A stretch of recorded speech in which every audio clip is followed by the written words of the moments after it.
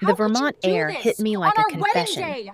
I know Sharp, what you did. cold, Yes. It is honest. not what It it looks smelled like. like I pine can trees explain and old everything. money. The I know kind of it's hard to combination believe that right made you now, straighten your standing spine here. whether you wanted to or But I not. promise I you, stood in the I hallway am of the lakeside finally resort, ready for my this. wine-colored dress Oh my catching the God, are light you from the crystal serious? chandeliers I could see but not touch, and listened to the muffled countdown of a Look at his DJ I'd face, never though. meet.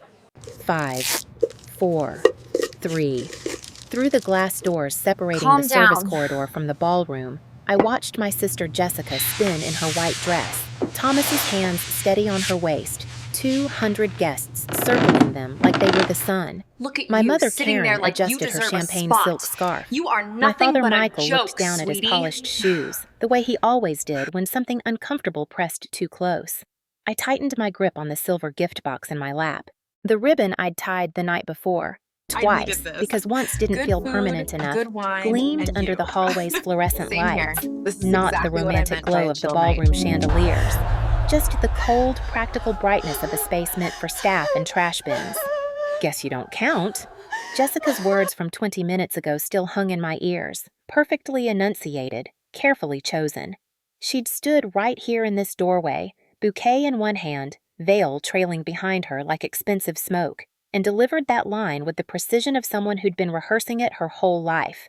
I'd said nothing, no argument, no tears, no dramatic exit that would confirm every assumption they'd ever made about me. I just looked at her until her smile twitched at the edges, until she turned away and disappeared back into her perfect day. Now I sat on a folding chair that squeaked when I shifted my weight, surrounded by the smell of lilies and industrial bleach, and made a choice. I stood up, smoothed my dress, and walked toward the exit. Behind me, I heard the DJ's voice boom through hidden speakers. "Ladies and gentlemen, Mr. and Mrs. Thomas Reed!" Applause erupted. Music swelled. Camera flashes painted the ballroom gold. I pushed through the heavy doors and stepped into the November afternoon, leaving behind the sound of celebration I was never meant to be part of. 5 minutes later, the chandeliers would go dark. A scream would cut through the carefully orchestrated joy, and everyone inside would finally understand what I'd known for 29 years. Some truths don't need an audience. They just need permission to speak. The drive up that morning had taken 3 hours. Boston to Vermont, highways giving way to mountain roads, civilization thinning into pine forests, and estates hidden behind iron gates. I'd left at dawn, my car packed with the silver gift box, an overnight bag I wouldn't need, and my mother's last text message glowing on the passenger seat. "Please, Emily, no drama today. It's Jessica's day. Not, 'We're so glad you're coming.' Not, 'Can't wait to see you.' Just a preemptive strike against chaos I'd never threatened to cause." I'd read it at a gas station somewhere near the state line, standing beside the pump while cold wind cut through my jacket. My thumb had hovered over the keyboard, drafting and deleting responses. When have I ever caused drama? Why do you always assume I will? Do you realize you've never once said you're glad I exist? In the end, I'd sent nothing. Silence was safer. Silence was what they expected from me anyway. Emily, the easy one. Emily, the independent one. Emily, the daughter who never needed anything, which meant she never got anything either. Growing up, we were a cliché you could spot in any family portrait. Jessica with her ribbons and trophies, her homecoming crown and sorority presidency. Me with my Dean's List certificates and scholarship letters that no one ever put on the refrigerator. She'd cry and get rescued. I'd solve problems and get ignored. My mother used to say it with pride. "You were always so self-sufficient, Emily. We never had to worry about you." My father said it differently. "Your sister needs more attention. You understand." Both meant the same thing. Invisible was convenient. I remembered the science fair when I was 16. I'd spent 4 months building a water filtration system for developing countries, pulling all-nighters in the garage, teaching myself engineering principles from library books. I won regionals. I got a college scholarship offer from MIT. That same day, Jessica made captain of the cheerleading squad. At dinner, my parents toasted her success. My mother actually cried, dabbing at perfectly made-up eyes with a linen napkin. My father opened champagne, the expensive kind he usually saved for clients. "Tell us about the pyramid formation," he'd said to Jessica, leaning forward with genuine interest. Jessica talked for 40 minutes. Every detail, every practice session, every girl who'd been jealous, every coach who doubted her, every moment of her triumphant vindication. When she finally paused for breath, I cleared my throat. The MIT scholarship comes with a research grant. They said my filtration design could actually be implemented in— "That's wonderful, honey," my mother interrupted, not looking at me. "Jessica, show us the routine again. I want to see the part where you're on top." Jessica stood up, demonstrating hand positions in the middle of the dining room. My father filmed it on his phone. My mother clapped. I sat there with my fork halfway to my mouth, my news dying in my throat, and learned a lesson that would take me 13 more years to fully understand. In this family, I didn't matter unless I was making space for someone else to shine. The last time I'd seen them all together was Thanksgiving 3 years ago. Jessica had been in Portugal with her boyfriend, some investment banker with family money and a vacation home in the Algarve. For once, the house felt light. The air actually moved. My mother asked me to grab an old photo album from her vanity drawer. "The one with you girls as babies," she'd said. "Your aunt wants to see it." I'd climbed the stairs to my parents' bedroom, opened the antique vanity I wasn't usually allowed to touch, and started searching. That's when I found it. A brown leather journal. Small, maybe 5 by 7 inches, edges soft from years of handling. The kind of thing you'd carry in your purse, pull out during quiet moments, use to record the things you didn't want to forget. I'd opened it, curious. Page 1, September 12, 1997. Jessica's first day of kindergarten. Yellow dress with the daisy buttons, bunny backpack, cried at the door, then ran in like she owned the place. So brave.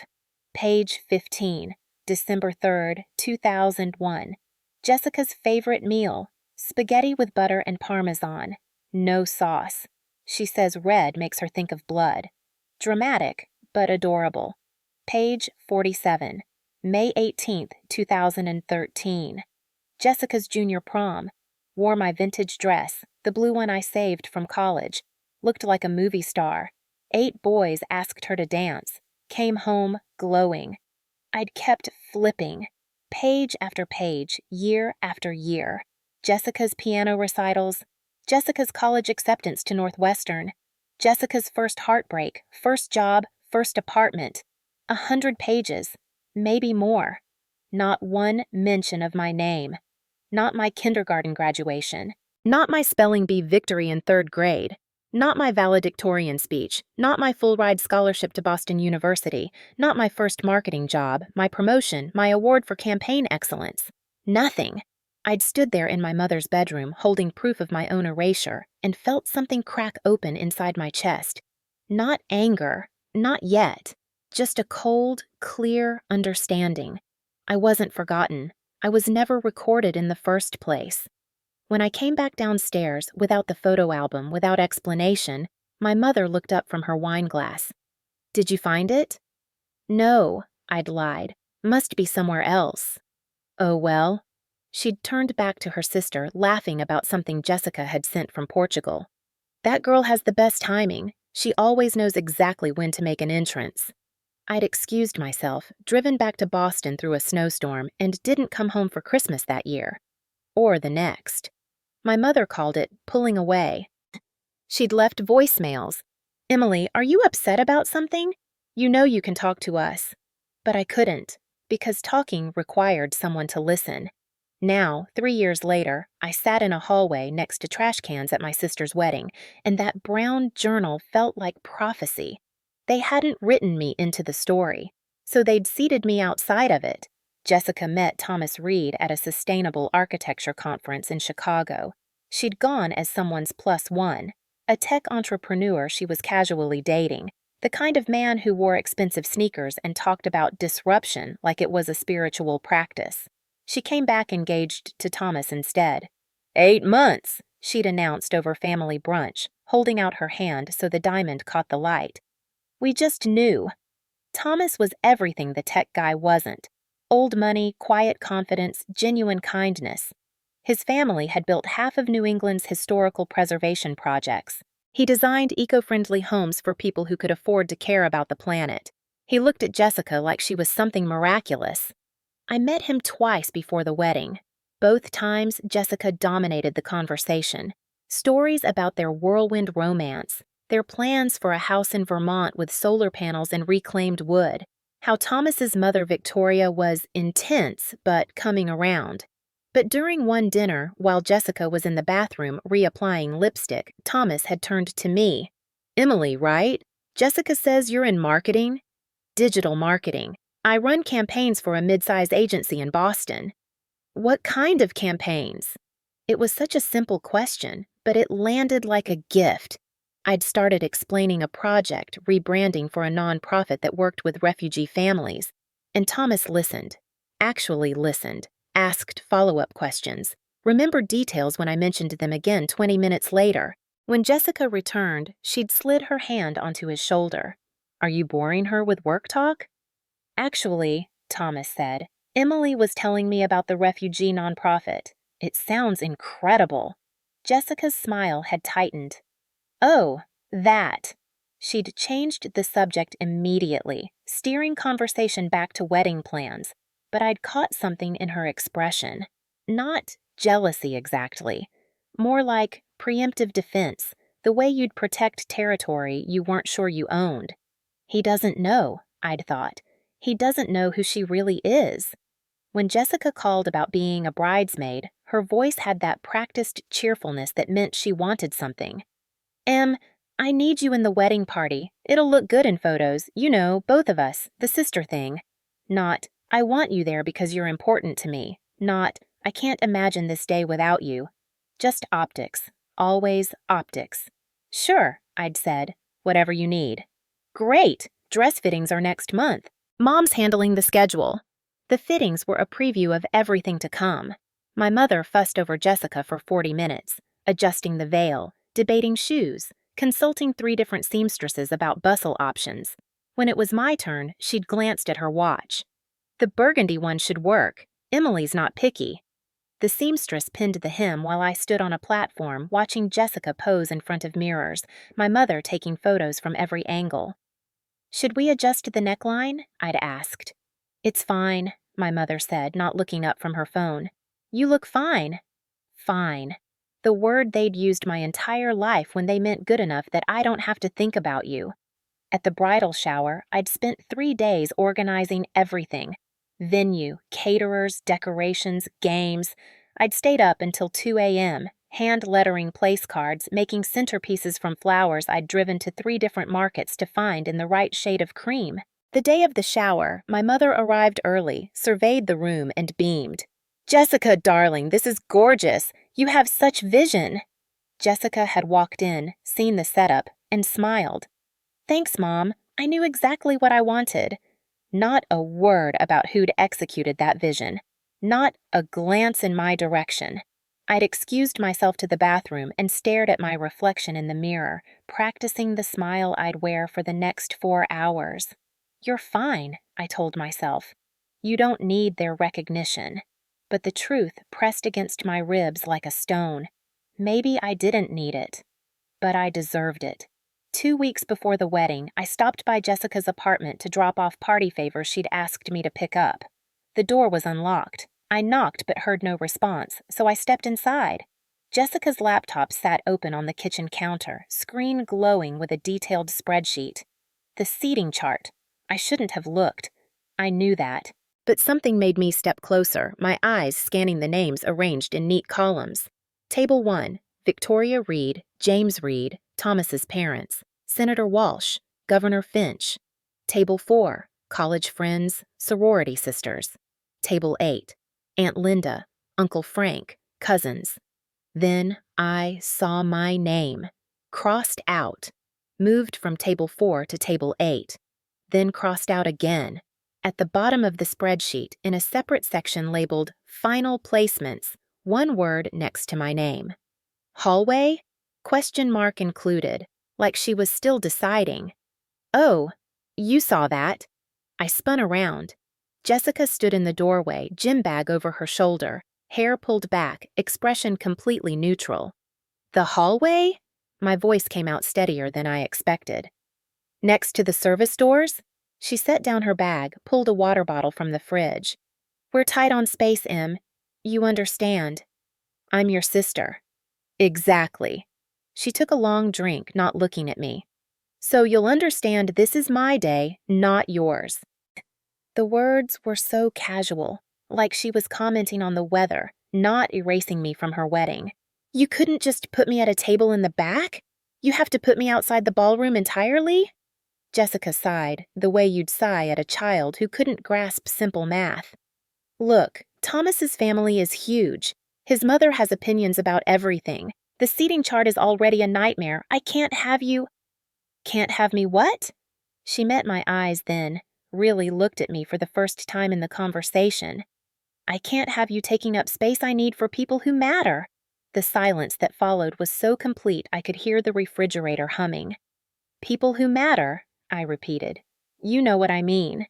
Yeah, I do. Jessica's phone buzzed. She glanced at it, then back at me. I have to get ready for dinner with Thomas's parents. Are you going to be weird about this? Weird? Dramatic. Difficult. All the things Mom warned me about. I stared at her. At this person I'd shared a childhood with, who'd stolen my clothes and blamed me for her mistakes, who'd accepted credit for my work and never once said thank you. This stranger wearing my sister's face. No, I said quietly. I won't be weird about it. Her shoulders relaxed. Good. I knew you'd understand. I picked up my purse from the chair where I'd set it, walked toward the door. At the threshold, I turned back. Jess? Yeah? Do you actually love him? She froze, water bottle halfway to her lips. What kind of question is that? An honest one. For a second, just a flicker, something crossed her face. Fear, maybe, or guilt. Then it vanished behind the smile she'd perfected for cameras. Of course I love him. I'm marrying him. I nodded. Right, of course. I left without saying goodbye, drove back to Boston with her laptop image burned into my mind. My name, crossed out, marked for removal, deemed unworthy of a seat among the people who mattered. That night, I could not sleep. I lay in bed staring at my ceiling, replaying every moment of my life when I'd been pushed aside, talked over, forgotten, erased. And I thought about Thomas, kind, genuine Thomas, who'd asked about my work and remembered the details. Thomas, who looked at Jessica like she was a miracle, not knowing he was worshiping an illusion. He deserves to know, a voice whispered in the back of my mind. Someone should tell him. But I pushed it away. It wasn't my business. It wasn't my place. I'd spent my whole life not making waves, not taking up space, not causing problems. Maybe it was time to stop. 3 weeks before the wedding, I met Sarah Martinez for lunch. We'd been roommates at Boston University, freshman year, when everything was new and terrifying and full of possibility. She'd talked me through my first heartbreak. I'd helped her study for organic chemistry even though I barely understood it myself. We'd stayed friends after graduation, the kind of friends who saw each other every few months and picked up conversations like no time had passed. Sarah worked at a boutique marketing firm downtown, the kind of place with exposed brick and cold brew on tap.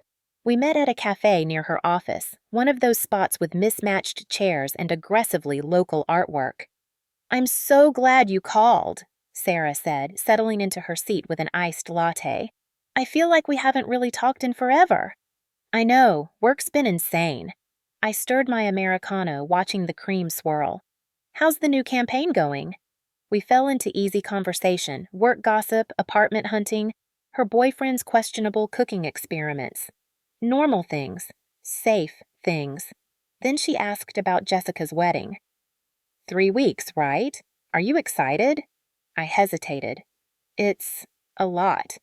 I bet. Your sister always went big. Sarah smiled, but it looked strained. Actually, that's kind of a weird coincidence. She worked with us briefly last year. My stomach tightened. Jessica did? Yeah, freelance project. Social media campaign for a luxury resort chain. Sarah's expression shifted. She was memorable. Good memorable or bad memorable? Sarah set down her latte, glanced around like she was checking for witnesses. Can I tell you something? And you promise not to shoot the messenger? What happened? She talked, A lot. About Thomas. That's not surprising. She talks about him constantly. No, I mean. Sarah pulled out her phone, scrolled through something, then looked up at me. Emily, she wasn't talking about him like someone in love. She was talking about him like a strategy. The cafe noise seemed to dim. What do you mean? We went to lunch one day, me, Jessica, and 2 other team members. The conversation got kind of personal. Jessica had a few glasses of wine. Sarah's finger hovered over her phone screen. She said things about Thomas, about the engagement, about what she was planning. Planning? Sarah's jaw tightened. I recorded it. Part of it, anyway. I was taking notes for work and accidentally left the voice memo running. I didn't realize until later, and by then, Emily, you need to hear this. She handed me her phone, earbuds already plugged in. I put them in, pressed play. Jessica's voice, bright and confident over the clatter of restaurant noise. Thomas is sweet, but he's so easy to read. Cry a little, he buys anything I want. Last week I told him I was stressed about wedding planning and he booked us a weekend spa trip. $1,200, didn't even blink. Another woman's voice, one of the co-workers. That's kind of manipulative, Jess. Jessica's laugh. It's strategic. You have to understand. His mother, Victoria, has the real money. Thomas has access to it, but she controls the trust. If I can get her to like me, and if Thomas and I get the house in Vermont under our names... Day, a man's voice. Are you seriously marrying him for money? Jessica.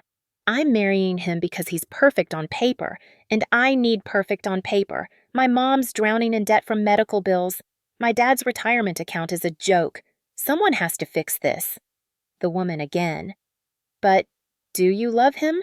A pause, long enough to hurt. Jessica. I love what he represents. Stability, security, a life my family can't destroy. That's more than love. That's practical. The man. What about the prenup? Jessica's voice dropped lower, conspiratorial. Already handled. I had my lawyer revise it through Thomas's law firm. He signed without reading, literally just flipped to the signature page. By Christmas, I'll have the house fully in my name. Mom and Dad can move into the guest cottage. Thomas won't realize until it's done. Laughter. Forks scraping plates. Someone ordering dessert. Then Jessica again. My sister Emily, she'll be furious when she finds out. She thinks I'm still the golden child who does no wrong. Let her think that. By the time she figures it out, I'll be untouchable. The recording ended. I sat there, earbuds still in, staring at the cafe table. My coffee had gone cold. My hands felt numb. Sarah watched me carefully. I'm sorry. I know she's your sister, but... How long have you had this? 4 months. I didn't know what to do with it. It felt wrong to just delete it, but also wrong to keep it. Sarah reached across the table, touched my hand. Are you okay? Was I okay? I thought about Thomas, about the way he looked at Jessica like she was the answer to questions he didn't know he was asking, about the house in Vermont with solar panels and reclaimed wood, about his mother Victoria, who Jessica was planning to manipulate. I thought about my family, about the brown journal with 100 pages of Jessica's life and none of mine, about the seating chart with my name crossed out, about 29 years of being told I didn't count. Can you send me that file? I heard myself ask. Sarah's eyes widened. What are you going to do? I don't know yet. I pulled out the earbuds, handed back her phone.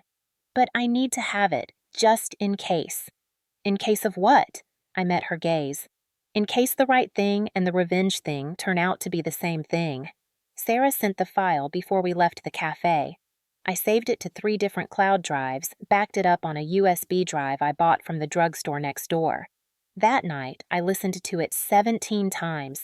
Each time, Jessica's words cut deeper.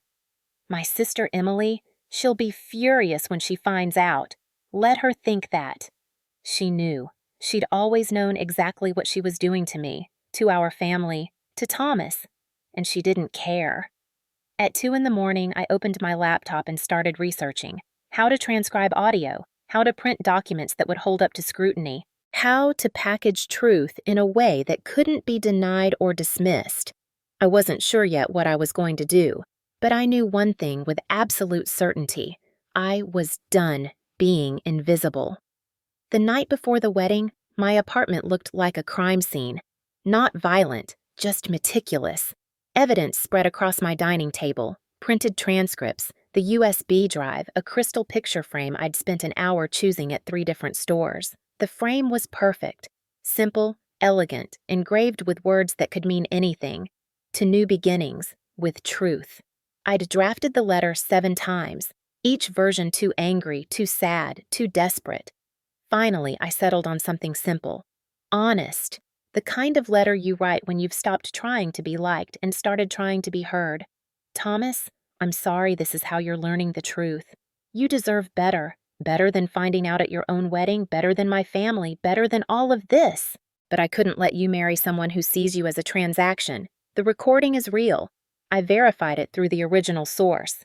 Jessica has been planning this for months. The prenup revisions, the property transfers, the long-term strategy to secure your family's money. Check the documents. You'll see what I mean. I'm not telling you this out of jealousy or spite. I'm telling you because you asked me about my work once and actually listened to the answer. You treated me like I mattered. That's more than my own family has done in 29 years. I hope someday you can forgive me for not telling you sooner. I hope you can forgive yourself for not seeing it. You're kind. Don't let this make you cynical. The world needs more people like you. Emily. I folded the letter, placed it in the frame behind the glass, added the USB drive, wrapped everything in silver paper, the expensive kind that didn't crinkle, that looked perfect in photographs. Each fold of paper was a choice. Each loop of ribbon was a consequence. My hands didn't shake. I wrote the card in careful script. To Jessica and Thomas, may you both get exactly what you deserve. Double meaning. Intentional. At midnight, I set my alarm for 5 a.m., laid out my wine-colored dress, packed my bag with the gift box, my phone, my keys. Then I lay in bed, staring at the ceiling, thinking about everything that had led to this moment. The brown journal, the crossed-out seating chart, Sarah's recording, 29 years of being erased. Tomorrow I would hand my sister a wedding gift that would detonate her perfect day.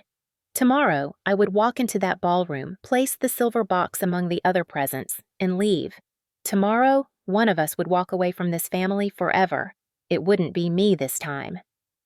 The lakeside resort looked like someone had tried to transplant a European castle into the Vermont mountains and almost succeeded. Glass panels reflected the lake like fractured mirrors. White columns framed the entrance, where valets in pristine uniforms moved with choreographed efficiency. Even the gravel in the circular driveway looked expensive. Each stone perfectly rounded, perfectly placed. I pulled into the lot at 11:47 a.m. The ceremony started at 1. I'd timed it deliberately.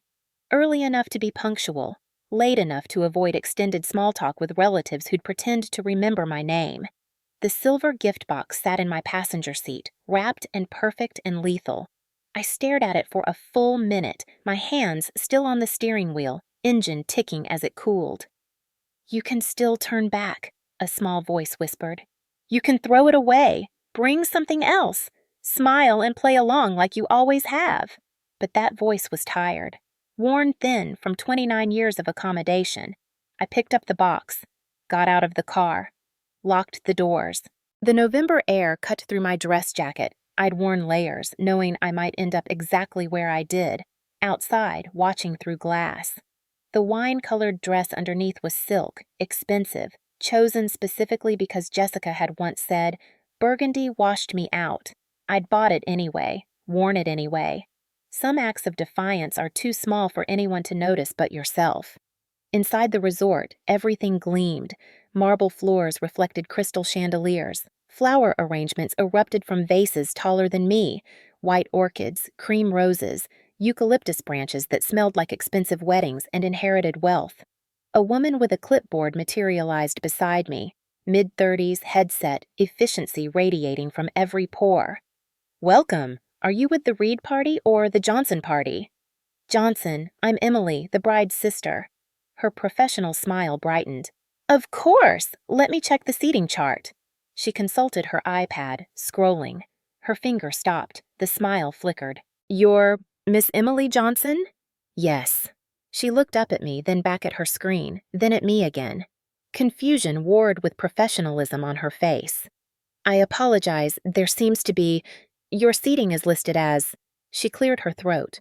Hallway? I waited. Let the awkward silence expand. Is that correct? She asked the question like she was hoping I'd tell her it was a typo, a mistake, something she could fix with a quick phone call. Apparently so. Oh, okay. She recovered quickly, sliding back into coordinator mode. Right this way, then. She led me through the main corridor. We passed the ballroom entrance, those magnificent glass doors where guests were already gathering, champagne glasses in hand, laughter echoing off high ceilings. Through the glass, I caught glimpses of my family. My mother Karen, resplendent in champagne silk, air-kissing someone important. My father Michael, uncomfortable in his tuxedo, hands in pockets. And Jessica, glowing in white, surrounded by bridesmaids like planets orbiting a sun. We kept walking, past the ballroom, past the main restrooms, past a service alcove where staff were unloading champagne cases. Finally, we stopped at a narrow corridor near the kitchen entrance. A folding table sat against one wall, a single folding chair, a small window that overlooked the parking lot, not the lake. Through a set of glass doors 10 feet away, I could see directly into the ballroom. Every detail visible, the chandelier centerpieces, the sweetheart table, the dance floor. A perfect view of everything I wasn't meant to be part of. This is. The coordinator, her name tag said Lindsay, looked genuinely distressed. I'm so sorry. I don't know why. It's fine. It's really not. I can try to find you a seat inside. Maybe squeeze in a chair at table. No. I set the silver box on the folding table. This is what was planned. I wouldn't want to mess up the seating arrangement. Lindsay bit her lip. Professional training warred with human decency. Professional training won. Well, if you need anything, just let someone know. She hurried away, probably to report this bizarre situation to someone higher up the wedding hierarchy. I sat down. The chair squeaked. The metal was cold through my dress. From my vantage point, I could see everything. Michael shaking hands with Thomas's father. James Reed, silver-haired and distinguished. Victoria Reed, Thomas's mother, elegant in navy, watching the crowd with sharp, assessing eyes. She looked like the kind of woman who counted the silverware after dinner parties, not out of rudeness, but because she'd learned to spot con artists at 20 paces. And Thomas. Kind, oblivious Thomas, adjusting his bow tie, smiling at something his best man said. He looked happy. Genuinely, completely happy. Not for much longer, I thought. The gift box sat on the table beside me, innocuous and devastating. A catering staff member pushed through the service door, wheeling a cart of ice. He did a double take when he saw me. You lost, miss. Nope. Exactly where I'm supposed to be. He looked skeptical but moved on. Over the next 20 minutes, more staff filtered through. Each one glanced at me, the well-dressed woman sitting alone in the service corridor, and clearly decided it wasn't their problem. At 12:47, the ballroom doors opened. Jessica emerged, alone for a moment, her veil trailing behind her like expensive fog. She saw me immediately. Of course she did. This was intentional. She'd wanted me here, in this specific spot, so I'd know exactly where I ranked. She walked toward me slowly, not hurrying, taking her time. The closer she got, the more I could see the satisfaction in her eyes. Well, she said, stopping just outside the glass doors. Looks like they finally figured out where you belong. I looked up at her, said nothing. What's wrong, Em? Cat got your tongue? Just admiring the view, I said evenly. You can see everything from here, every detail, every face. It's very transparent. Her smile tightened a fraction. You always were good at finding the bright side, even when you're sitting next to the trash cans. At least I'm consistent. What's that supposed to mean? I stood up, slowly, smoothing my dress. We were the same height now, eye to eye. It means I've been sitting next to trash my whole life, Jess. I'm used to it. Her eyes flashed. God, you're dramatic. This is my wedding day. My day. Can't you just what? Disappear? I've been doing that for 29 years. I'm very good at it. And yet, here you are. Her voice dropped, sharp and cold. Still making everything about you, still playing the victim. Behind her, I could hear the photographer calling, "Bride, we need you for family photos." Jessica didn't move. She wanted this moment. Needed it, maybe. One final confirmation that she'd won, that I knew my place, that the natural order was intact. I picked up the silver gift box.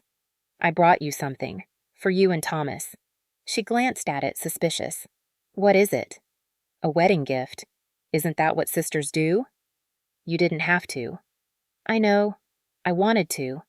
I held it out. "Here, you should open it now, before the ceremony." Her hand hovered, not taking it. "Why?" "Because it's important." I smiled. "Because you deserve it." For a second, something flickered across her face. Uncertainty, maybe.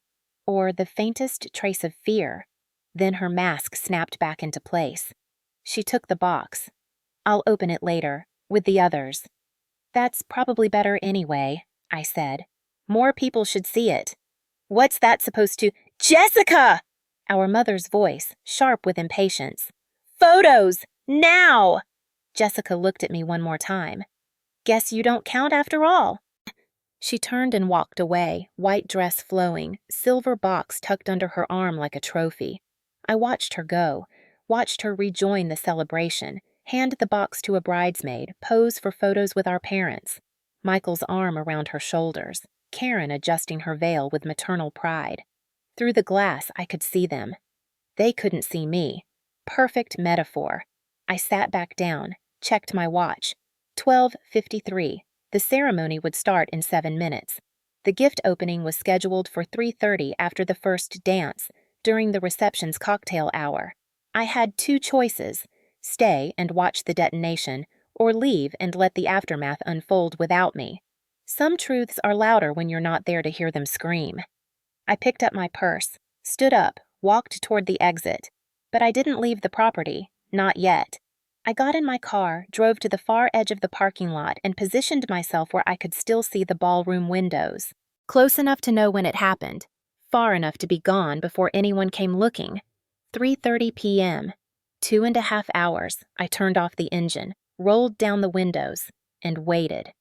At 1:07 p.m., through my car window, I watched the ballroom lights dim. The ceremony was starting. I couldn't see details from this distance, but I could imagine them. Jessica walking down the aisle, our father's arm, our mother crying perfect tears. Thomas at the altar, believing every promise she was about to make. Vows delivered with practiced sincerity.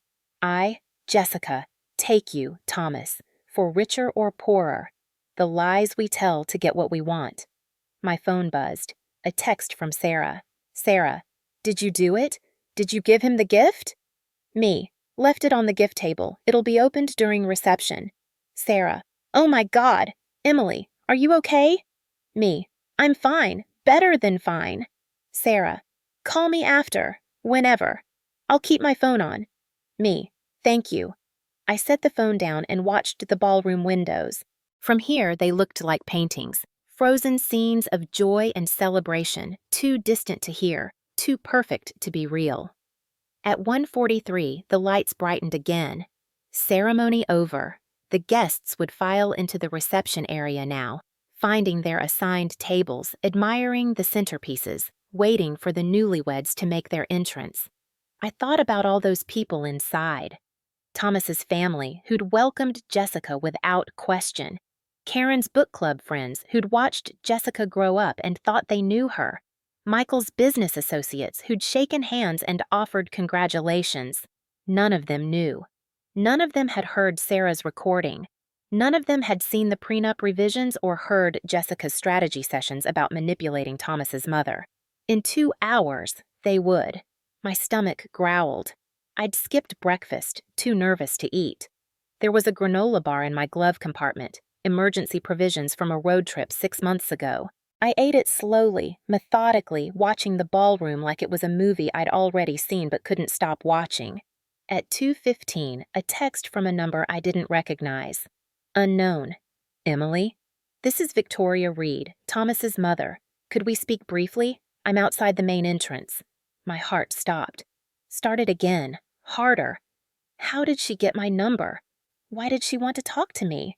I looked toward the resort entrance. Sure enough, a figure in navy stood near the columns, phone in hand. I could ignore it. Drive away right now. Let the gift do its work without me. But curiosity, or maybe something stronger, made me get out of the car. Victoria saw me approaching and straightened. Up close, she was even more formidable than I'd thought. 60-something, silver hair perfectly styled, eyes that missed nothing. "Emily Johnson," she said. Not a question. "Mrs. Reed." "Victoria, please." She glanced back at the resort, then at me. "Thank you for coming out. I know this is unusual." "Then how did you get my number?" "Your father," I asked him directly, "said I needed to discuss a family matter." She smiled slightly. He seemed confused but gave it to me anyway. "What family matter?" Victoria studied me for a long moment. "You're sitting in the hallway, by the service entrance. I saw the seating chart." "It's fine. I'm used to it." "That's precisely what concerns me." She pulled a phone from her clutch, unlocked it, showed me the screen. "I received this email this morning from a woman named Sarah Martinez. She said she was your friend and that I should speak with you before the wedding. She included evidence." My breath caught. "Sarah sent you the recording?" "Yes, I've listened to it 3 times." Victoria's expression was unreadable. "I also had my attorney review the prenup revisions. Your sister's lawyer made several significant changes to the property clauses. Thomas signed without reading them, just as she said he would." "You know everything." "I know enough." She pocketed her phone. "The question is, why didn't you tell Thomas directly?" I looked away toward the lake. "Because he wouldn't have believed me. I'm the sister who doesn't count, the one sitting in the hallway. If I'd gone to him with accusations, Jessica would have said I was jealous, bitter, trying to ruin her happiness. So instead, you wrapped the truth in a gift box." "Yes." Victoria was quiet for a moment. "That's rather elegant, actually." I looked at her sharply. "You're not angry?" "Angry? My dear, I'm grateful." She adjusted her clutch, her movements precise. "I've had concerns about Jessica since they got engaged. The timeline was too fast, her interest in our family assets too obvious. But Thomas is kind, trusting. He sees the best in people, even when it doesn't exist. He loves her. He loves who he thinks she is. That's not the same thing." Victoria glanced at her watch. "The reception starts in 40 minutes. The gift opening is scheduled for 3:30. "I know. Will you be there?" I hesitated. I wasn't planning to be. "I think you should stay." Victoria's eyes met mine, sharp and certain. "Not inside, but nearby. When this happens, and it will happen, your family will look for someone to blame. They'll need you to be visible so they can point fingers. You want me to be the scapegoat. I want you to stand your ground." She softened slightly. "Emily, I've watched my son fall in love with an illusion. I've watched your sister perform her way through this engagement. And I've watched you, sitting in hallways, being erased, staying quiet. I'm tired of being quiet." "Good. Then don't start again just because they'll be angry." Victoria straightened. "I should get back. Thomas will wonder where I've gone. But Emily, thank you for having the courage to do what I should have done weeks ago." She walked back toward the entrance, heels clicking on marble, posture perfect. I stood there for another minute, processing. Then I returned to my car and repositioned it closer to the ballroom windows. 3:30 was coming. The truth was wrapped in silver paper, sitting on a gift table among flowers and well wishes. All I had to do was wait for someone to pull the ribbon. At 3:02 p.m., the ballroom doors opened and newlyweds emerged. Mr. and Mrs. Thomas Reed. Even from the parking lot, I could hear the applause. The DJ's announcement. The swell of music as they walked to the dance floor. Their first dance was to something classical, a string quartet version of a song I didn't recognize. Through the tall windows, I watched Thomas spin Jessica, her dress catching the light, 200 guests circling them with phones raised. It looked perfect. Looked like love. In 28 minutes, it would all detonate. I checked the time obsessively now. 3:07, 3:11, 3:3, fine. At 3:19, I saw movement near the gift table. A bridesmaid, Melissa, I thought, Jessica's college roommate, was gathering presents, probably preparing them for the traditional gift-opening photo op. She picked up my silver box, held it up for someone to see. Through the window, I watched her mouth move. "This one's so pretty." Jessica, still on the dance floor, laughed at something Thomas whispered. She looked radiant, untouchable. The song ended. Applause. Thomas led Jessica off the floor toward the sweetheart table. Melissa intercepted them, the silver box in her hands. Jessica said something, smiled, reached for the box. My heart was pounding now, not from fear, from anticipation, from the cold, clear certainty that I'd done the right thing, even if it hurt, even if it cost me everything. Through the window, I watched Jessica untie the ribbon. Thomas leaning close, curious. Karen and Michael drifting over to see what the first gift would be. The paper fell away. The crystal frame emerged, engraving catching the light. Jessica read it, frowned, opened the frame. Papers fell out. Thomas picked up the letter, started reading. His face changed. Not immediately, a gradual shift like watching ice crack. Confusion first, then understanding. Then something harder to name. Jessica snatched the letter from his hands. Her eyes scanned it, widening with each line. She said something sharp, urgent. Thomas picked up the USB drive that had fallen from the frame.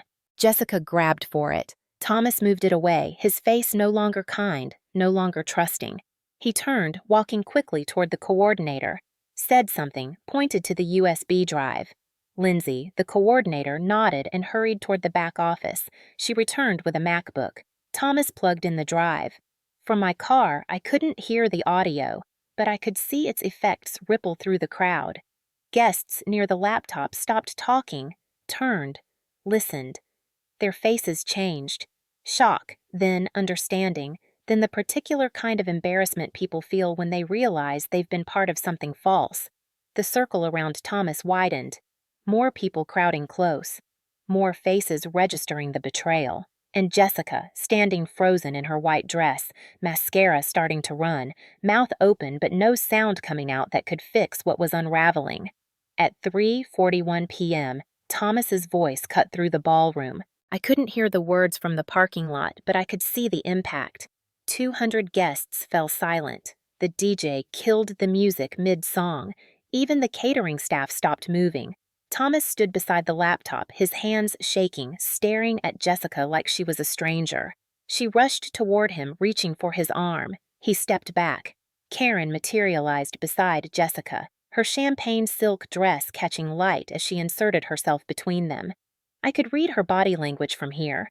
Protective, defensive, the mother bear routine she'd perfected over 29 years of explaining away Jessica's behavior.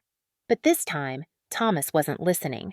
He pointed at the laptop, said something to Karen. Her face went pale. Michael joined them, his tuxedo suddenly looking too big for his shrinking frame. He bent toward the laptop reading the transcripts. His shoulders sagged. For the first time in my entire life, I saw my father's certainty crack. Victoria Reed, calm, composed Victoria, walked forward from her table near the windows. In her hands, she carried a manila folder. She set it on the table beside the laptop. The crowd pressed closer. Jessica was crying now, mascara streaking, her hands reaching for Thomas, for her mother, for anyone who would take them. No one did. Victoria opened the folder, pulled out documents, handed them to Thomas one by one. Even from the parking lot, I could see they were official, bank statements, legal documents, the kind of paper trail that doesn't lie. Thomas read them. His jaw tightened with each page. When he finished, he set them down carefully like they were evidence in a trial, which, I suppose, they were. He said something to Jessica, short, final. She shook her head violently, her veil slipping sideways. He turned and walked toward the exit. Jessica followed, her train tangling around her legs. She nearly tripped, caught herself on a chair. "Thomas!" I couldn't hear her, but I could read her lips. "Thomas!" He didn't stop, didn't turn around, just kept walking, his best man falling in step beside him, through the ballroom doors and out into the main corridor. Jessica collapsed. Not dramatically, just a slow fold, her dress pooling around her like spilled milk. Karen dropped beside her, arms around her shoulders. Michael stood frozen, staring at the laptop screen like it might suddenly display different words, a different truth. The guests started moving now, some toward the door, leaving, escaping, getting out before the scene got worse. Others toward their tables, gathering purses and phones, whispering behind hands. A few moved toward the gift table, staring at the silver wrapping paper scattered across white tablecloth, the crystal frame lying on its side, the USB drive still plugged into the laptop. Victoria remained standing near the evidence, her posture perfect, her face serene. She said something to a bridesmaid who'd started crying. The girl nodded and hurried away. Then Victoria's eyes moved to the windows, scanned the parking lot, found my car. Even from this distance, I felt her gaze. She didn't smile, didn't nod, just looked at me for 3 seconds. Acknowledgement, solidarity, thank you. Then she turned and walked toward the exit where Thomas had disappeared. A man I didn't recognize, probably the wedding planner or venue manager, was trying to usher the remaining guests toward the doors. The catering staff had stopped serving. The DJ was packing up his equipment with the speed of someone fleeing a natural disaster. Jessica was still on the floor, Karen still wrapped around her. Michael had finally moved, kneeling beside them both, but his face was blank, the expression of someone who'd just watched their carefully constructed reality collapse. And then I saw it. Karen's head turned, swept the room, looking for someone, looking for me. Her eyes found the empty hallway seat through the glass doors, the folding chair still tucked under the table, the space where I should have been, watching this happen, absorbing blame. But I wasn't there. Her face contorted, confusion, then rage, then something colder. Calculation. She said something to Michael. He looked toward the hallway, back at her, shook his head. She said something else, sharper. Jessica pulled away from her mother, wiping her face. Even destroyed, even with mascara running and veil askew, she still had that core of steel I'd seen my entire life, the part of her that never truly broke, that bent and twisted but always found a way to shift blame. She pointed toward the hallway, toward my empty chair, then toward the gift table. Karen's expression hardened. Understanding. They knew. They couldn't prove it yet, but they knew. In 5 minutes, maybe less, they'd come looking for me. I started my engine. Through the window, I watched Karen stand up, adjusting her dress, her face set in that particular expression I'd seen 1,000 times, the one that said she was about to fix something, manage something, make a problem disappear. She started walking toward the exit, not hurrying, controlled, purposeful. Michael followed, still looking dazed. Jessica remained on the floor, surrounded by bridesmaids who didn't know what to do with their hands. I put my car in reverse. As I backed out of the parking space, I saw Karen emerge from the resort's main entrance, phone to her ear, scanning the parking lot. She saw my car. Our eyes met across 50 yards of pavement. I could have stayed, could have rolled down my window, let her scream, let her blame, let her perform the maternal outrage she'd been rehearsing my entire life. Instead, I smiled. Small, serene. The smile of someone who'd finally stopped apologizing for existing. Then I shifted into drive and pulled toward the exit. My phone erupted with calls. Mom. Dad. Mom again. Unknown number. Mom. I silenced it. Not turned off.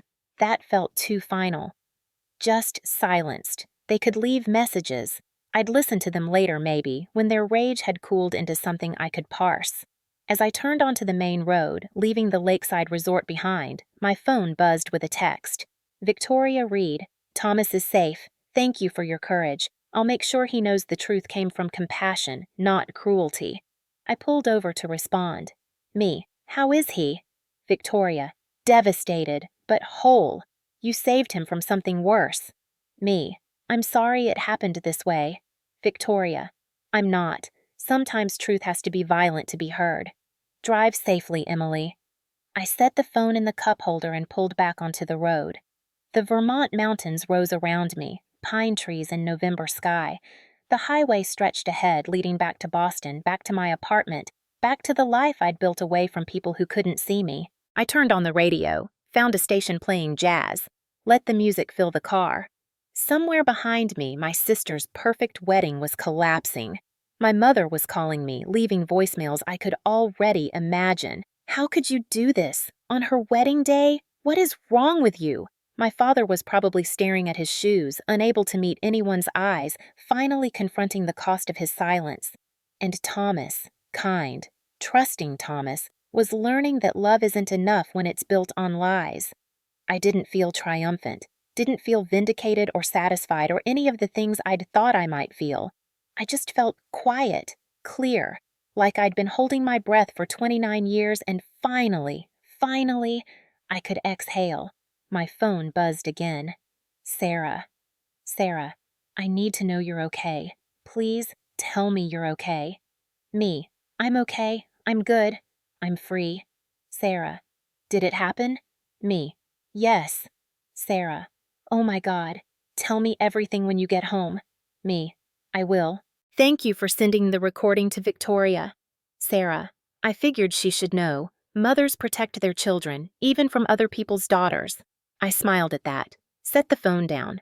The highway signs counted down miles to Boston. 2 hours, maybe less if traffic was light. 2 hours until I could lock my door, pour a glass of wine, and start processing what I'd done. Not what Jessica had done. Not what my family had done. What I had done.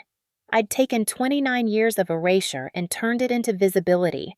I'd wrapped truth in silver paper and let it detonate at the exact moment when lies were most vulnerable. I'd chosen myself. Finally. Completely. Without apology. At my sister's wedding, I was seated in the hallway next to the trash cans like I didn't count. But I counted.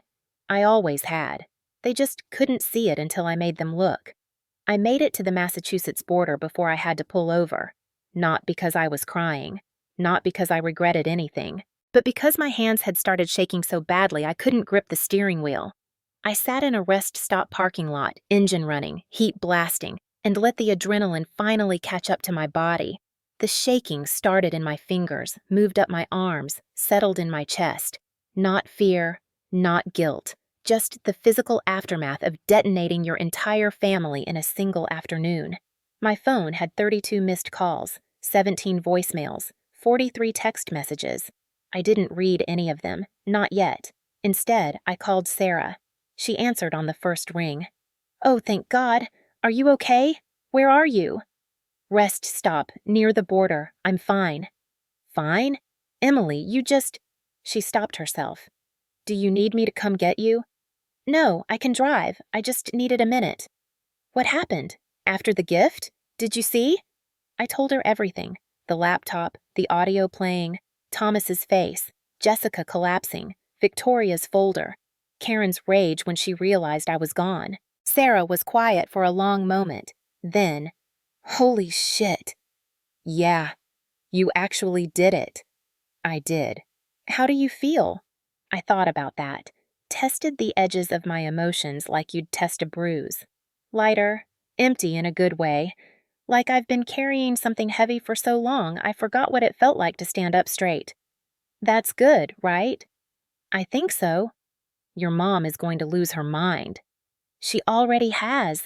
17 voicemails. Are you going to listen to them? I looked at my phone, still buzzing with incoming calls. Mom.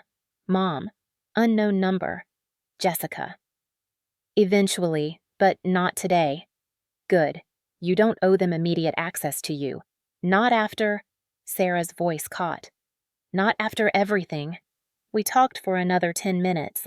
She made me promise to text when I got home, made me promise to eat something, made me promise not to let them gaslight me into thinking I'd done something wrong. You protected someone, she said firmly. You told the truth. Those are good things, Emily. Don't let them twist it. After we hung up, I sat for another 5 minutes, gathering strength. Then I pulled back onto the highway. Boston emerged from the November dusk like a promise, city lights reflecting off the Charles River, my exit, my neighborhood, my street. My apartment had never looked so welcoming. I parked, grabbed my overnight bag, still packed, never used, and climbed the 3 flights to my door. Inside, everything was exactly as I'd left it. Coffee mug in the sink, book face down on the couch. The silence that came from living alone, chosen solitude instead of enforced invisibility. I set down my bag, kicked off my heels, changed into sweatpants and an old college t-shirt. Then, finally, I opened my phone. The voicemails were exactly what I expected. Mom, message 1. Emily, call me immediately. I don't know what you did, but you need to explain yourself. This is Jessica's wedding day, and just call me. Mom, message 4. You selfish, ungrateful. Do you have any idea what you've done? Thomas left. The wedding is ruined. Jessica is hysterical. Your father can't even look at me. Call me back. Mom, message 9. Fine, don't call, but you're not welcome in this family anymore. You hear me? After what you did, after humiliating your sister like that, you're done. Dad, message 1. Emily, it's Dad. Your mother she's very upset. I think we should all take some time to cool down before we talk. But sweetheart, what happened today? We need to understand why. Call me when you're ready. Jessica, message 1. You bitch. You jealous, pathetic bitch. I hope you're happy. I hope destroying my life was worth it. Don't ever contact me again. I deleted them all without finishing, blocked Jessica's number, silenced my parents' numbers, not blocked, not yet, but muted. Then I poured a glass of wine, sat on my balcony despite the cold, and watched the city live its life below me. People walked dogs, couples held hands. Someone played guitar in an apartment across the street. The world kept turning, indifferent to the fact that I'd just blown up my family. And somehow, that was exactly what I needed. Winter gave way to spring slowly, reluctantly. Boston thawed, trees budded, the sun stayed out past 6 p.m. I'd moved to Portland, Maine in February. Not running, relocating. A fresh start in a small city where no one knew my name or my story. My apartment overlooked the harbor, small, affordable, mine. I'd furnished it carefully, a reading chair by the window, plants that didn't judge me when I forgot to water them, artwork from local artists instead of mass-produced prints. Work had gotten easier, my company had let me go fully remote, and my campaigns were performing better than ever. Turned out I worked best when I wasn't constantly bracing for emotional ambush. Therapy helped too.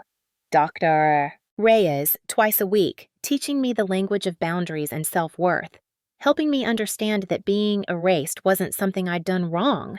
It was something they'd chosen to do to me. You didn't make them ignore you, she'd said during our 4th session. You just stopped pretending it didn't hurt.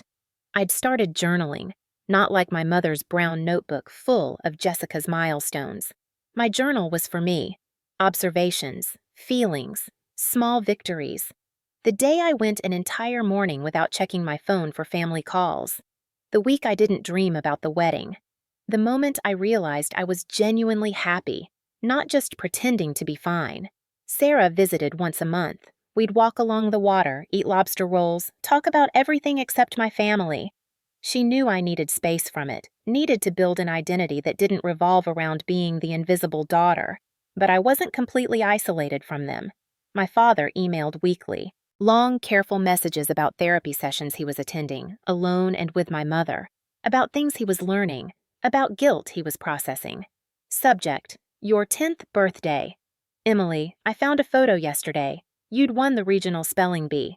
You're holding the trophy, smiling so big your eyes are closed. I'm standing beside you, but I'm looking at my phone. I don't remember the word you spelled to win.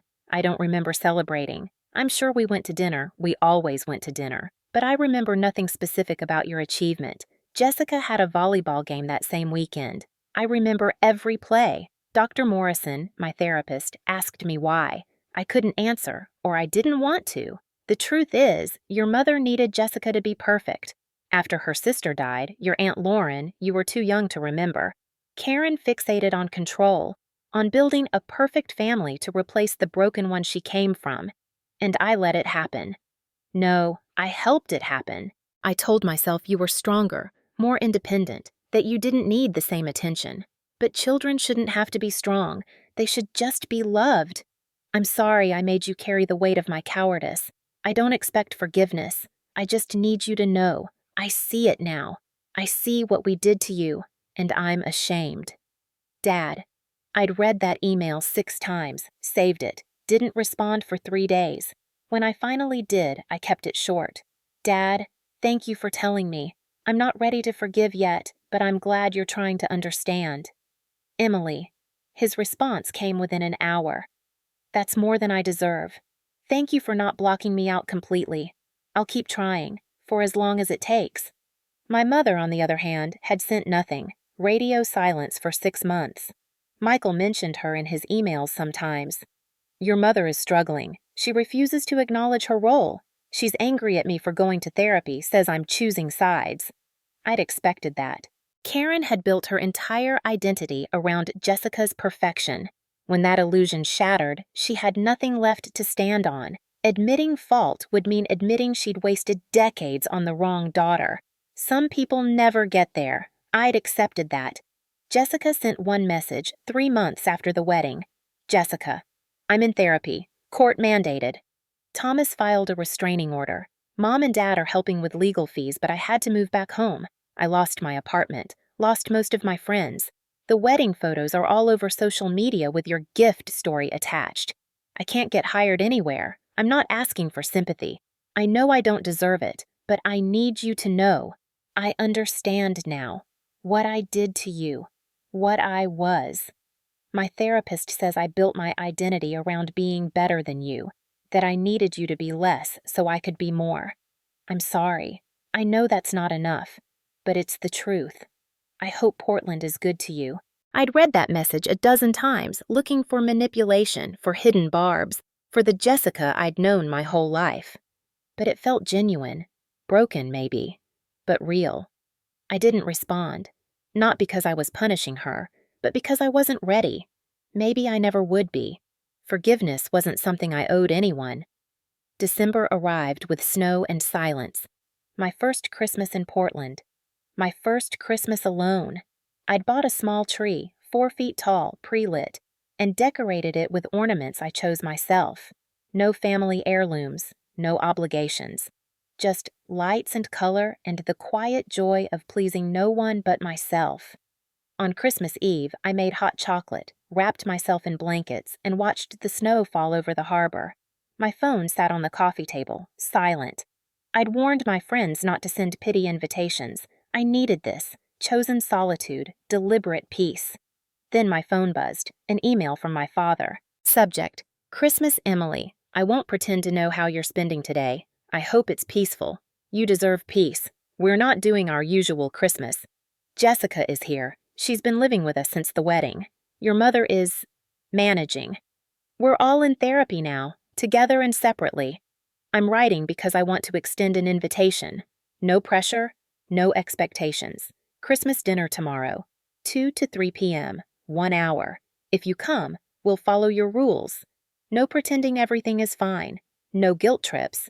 If anyone dismisses your feelings, you leave immediately. This doesn't mean you're back. It means we're testing whether there's a path forward. If you don't come, I understand. You owe us nothing, but I'm asking anyway. Dad, I stared at the email for 20 minutes. Every instinct told me to say no, to protect the peace I'd built, to avoid the risk of reopening wounds that had barely started to heal. But another part of me, smaller, quieter, but persistent, was curious. 6 months of therapy, weekly emails, Michael's obvious effort to understand, to change, to be the father he should have been. Was it real? Was it enough? Only one way to find out. I typed carefully. Dad, I'll come. 2 to 3 p.m., 1 hour only. Rules understood. If Mom or Jessica breaks them, I leave. This is a test, not a reconciliation. Emily. His response came immediately. Understood. Thank you for trying. That's more than we deserve. We'll see you tomorrow. I drove back to Vermont on Christmas morning. The same roads I'd driven 6 months ago, but everything felt different. I felt different, stronger, clearer, less afraid of them, and more sure of myself. The house looked the same. Two-story colonial wreath on the door, Michael's obsessively shoveled driveway. I parked and sat for a moment, gathering myself. You can leave any time, I reminded myself. You hold all the power here. I knocked instead of using my key. A boundary. I didn't live here anymore. Michael answered. He looked older, grayer, thinner, like guilt had been slowly hollowing him out. Emily. His voice cracked. Hi, sweetheart. Hi, Dad. He stepped aside, and I walked into the house that used to feel like home. It smelled like pine and cinnamon. Karen's attempt at normalcy, I assumed. She always baked when she was anxious. The living room looked sparse, fewer family photos on the mantel. I noticed one thing immediately. The formal portrait of Jessica and Thomas, the one from their engagement shoot, was gone. Jessica sat on the couch. She looked different too. Less makeup, softer somehow, hair pulled back simply. She wore jeans and a sweater instead of the designer outfits she used to armor herself with. Hi, Em. Hi. Awkward silence expanded between us. Then Karen emerged from the kitchen, dish towel in hand. She stopped when she saw me. You came. For an hour. She nodded stiffly. I made cookies. Your favorite, the chocolate chip ones. I'm allergic to walnuts, Mom. You always put walnuts in chocolate chip cookies. Karen's face froze. I thought... You've never known my favorite cookie because you've never asked. Michael cleared his throat. Emily, please. Sit. Let's just try. I stayed standing. I'll sit when I feel safe. Of course. Yes, I understand. He gestured to the armchair, the one I'd always sat in growing up, while Jessica took the couch. Please. I sat. They arranged themselves around me, Michael in his recliner, Karen perched on the couch arm, Jessica curled into the corner. It felt like a therapy session. Maybe it was. How's Portland? Michael asked. Good. Peaceful. I have an apartment near the water. Work is going well. That's wonderful. Your mother and we're glad you're doing well. I looked at Karen. Are you? She stiffened. Of course I am. You're my daughter. Am I? Because 6 months ago you said I wasn't welcome in this family anymore. I was angry. I didn't mean... You meant it. You've always meant it. I kept my voice level. I'm not here for apologies that aren't ready. I'm here to see if change is actually happening. Michael leaned forward. It is. Emily, I swear, we're trying. Karen's in therapy 3 times a week. Jessica's been working through... Let them speak for themselves, Dad. He stopped, nodded. Jessica uncurled slightly. I'm still in therapy. Court mandated at first, but now I'm going because I want to. I'm learning a lot about why I am the way I am. And I was jealous of you my whole life. Her voice was small. You were smarter, kinder. You actually cared about things that mattered, and I couldn't stand it. So you made me invisible. Yes. And Mom and Dad let you. Jessica glanced at our parents. They enabled it. Dr. Patterson, my therapist, she says we were all playing roles. Mom needed me to be perfect to fix her own trauma. Dad went along to keep peace. And I used that. I weaponized it against you. I looked at Karen. Do you agree with that assessment? Karen's jaw tightened. I think therapy has given Jessica a vocabulary for excusing her behavior. Karen. Michael's voice was sharp, warning. What? I'm supposed to sit here and act like I destroyed our family? Like I'm the villain? You're supposed to take responsibility, I said quietly. That's why I'm here, to see if you can. Karen stood abruptly. I did the best I could. Both of you. I loved you both. You loved Jessica. You tolerated me. That's not fair. It's true. I stood too. I found your journal, Mom, 3 years ago. 100 pages about Jessica's life. Not one word about mine. Her face crumpled. That's not. It's exactly what it is. I grabbed my purse. This was a mistake. Emily, wait. Jessica stood, voice urgent. Please, just stay. 5 more minutes. Why? Because I need to tell you something. She crossed to the mantel, picked up something I hadn't noticed. A brown leather journal. New, but identical to the one I'd found years ago. She held it out to me. I've been keeping this since June. Dr. Patterson suggested it, to document the things I should have seen about you, but didn't. I didn't take it. I don't need your pity journal. It's not pity, it's witness. Jessica opened to the first page, read aloud. June 15th, Emily won the Morrison account at her firm. I know because Dad mentioned it. I never congratulated her. I never even asked about her work. I didn't know the name of her company. She flipped forward. July 2nd, I realized today that I don't know Emily's favorite color, or her favorite food, or the name of her best friend. I've erased her so completely I can't even describe her to my therapist. Another page. September 30th. I saw her apartment photos on Dad's phone. She lives in Portland now, somewhere beautiful near water. She built a life without us. She was right to leave. Jessica closed the journal. It's not enough. I know that. But I'm trying to see you now, even though you're gone. I stood there, purse in hand, torn between leaving and staying. Michael spoke softly. Emily, we can't undo 29 years. But we're trying to understand them, to do better. Better is a low bar when you started from erasure. I know. He stood, walked toward me slowly. But it's the bar we're working toward. Every day, whether you're here or not. Karen was crying now, silent tears she wasn't bothering to wipe away. I loved my sister, she whispered. Lauren, she died when I was 23. Car accident. I wasn't even there. I stopped moving toward the door. After that, I became obsessed with control, with preventing chaos, with creating the perfect family I'd lost. Karen's voice shook, and somewhere in that obsession, I sacrificed you. To prop up an illusion. Why Jessica? Why not me? Because she needed more, or I thought she did, and you. Karen looked at me finally, really looked. You were whole without me, and that terrified me, because it meant I wasn't necessary. The words hung in the air between us.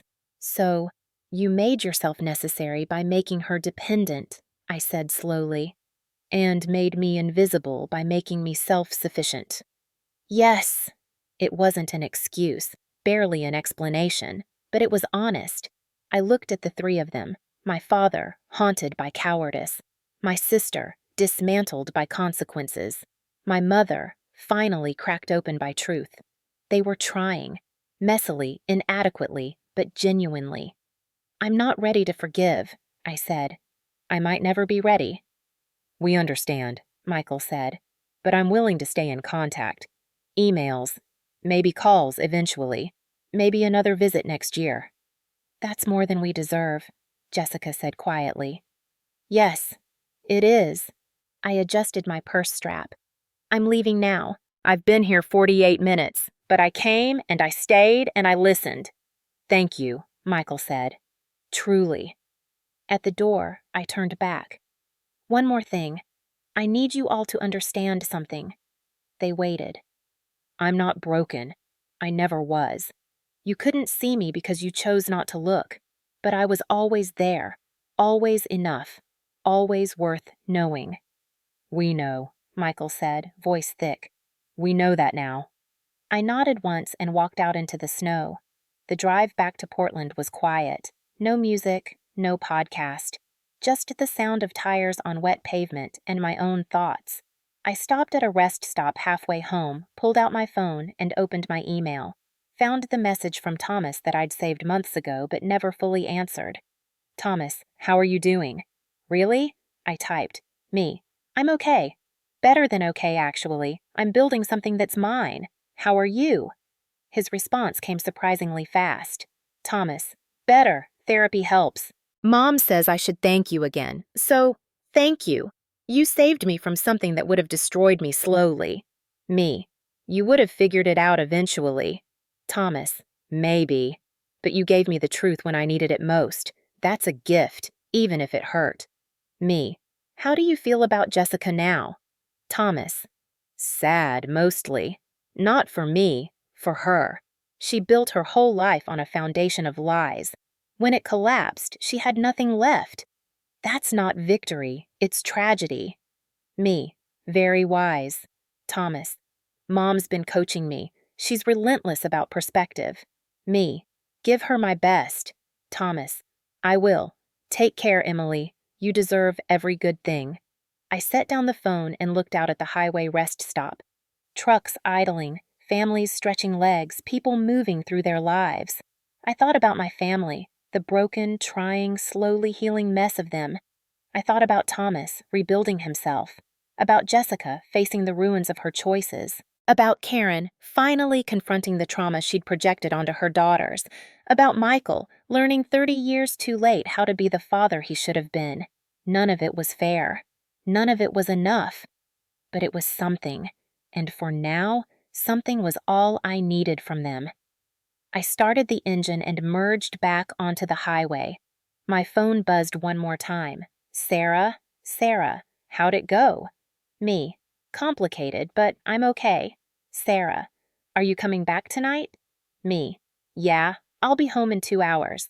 Sarah. Good. I'm making dinner. We're watching bad Christmas movies and drinking wine. Me. Perfect. As I drove, I thought about the hallway seat at Jessica's wedding. The folding chair, the trash cans, the view through glass of a life I wasn't allowed to join. I'd thought that was the lowest point, the moment of maximum invisibility. But I'd been wrong. That hallway seat was the beginning. The moment I'd finally seen clearly. The moment I'd stopped waiting for permission to matter and started mattering anyway. They'd put me outside the celebration, thinking they were putting me in my place. Instead, they'd given me perspective, distance, clarity. From that hallway, I'd seen everything, including the truth. And truth, it turns out, is the best gift you can give someone, even if they don't want it, even if it hurts, even if it costs you everything. At my sister's wedding, I was seated in the hallway. This morning, I'm sitting by the harbor in Portland, watching sunrise paint the water gold. Same silence, different meaning. Back then, it was humiliation. Now, it's peace. Sometimes, the loudest revenge isn't a scream. It's the sound of your own footsteps leaving the room, walking towards something better, refusing to shrink yourself to fit into spaces that were never built for you. They thought I'd always stay. Thought I'd always wait for their approval, their recognition, their love given in crumbs and conditions. But I don't wait anymore. I don't beg for space at someone else's table. I build my own, and it turns out the table I built for myself has room for forgiveness, if it comes. Room for reconciliation, if it's earned. Room for family, if they learn what that word actually means. But first, always, it has room for me. For the daughter who was erased but refused to disappear. For the sister who was invisible but insisted on being seen. For the woman who walked out of a hallway and into her own life.